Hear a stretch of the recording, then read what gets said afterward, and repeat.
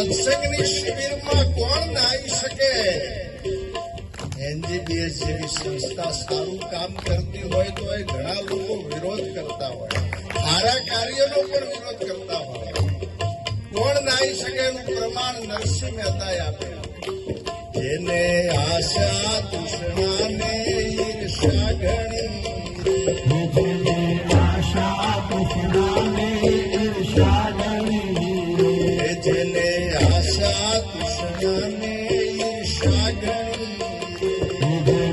આશા તૃષ્ણાને ઈર્ષા ઘણી, હે એ તો સત્સંગથી અળગો જાય શું, બહુ ના જાય સત્સંગનું.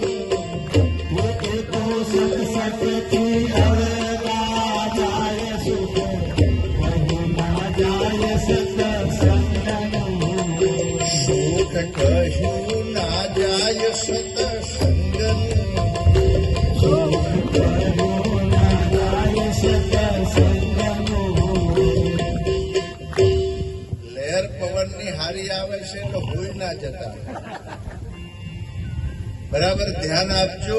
એવા સાચા સદગુરુનું જો જ્ઞાન મળી જાય તો આઠે અંગ શીતળતા મળી જાય. 8 અંગ, અને એને ખરેખર 8 અંગ કયા છે તો 5 તત્વો, અને એને 3 ગુણ લાગુ પડેલા છે, રજો, સતો અને તમો.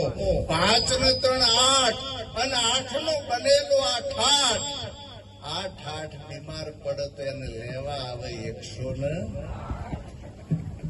સાહેબ એટલું બધું સુંદર પ્રમાણ આપ્યું. જેને આશા તૃષ્ણાની ઈર્ષા જેનામાં પેસી ગયું હોય ને એ કોઈ દાડ ભજન સત્સંગમાં ના આવી શકે, આવી શિબિરમાં પણ ના આવી શકે.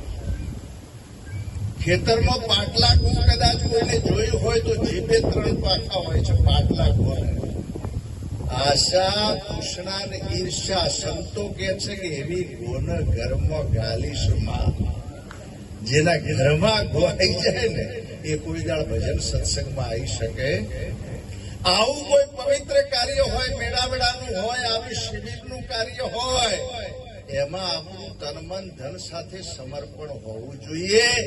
અને કદાચ તમે કઈ ધન ના આપી શકો તો ચાલશે, કોઈ સેવા ના આપી શકો તો ચાલશે, પણ કદી કોઈ બાબતમાં આવા હારા કાર્યમાં આડા ના પડવું જોઈએ. ગુરુ મહારાજ એ પણ મોટી સેવા છે.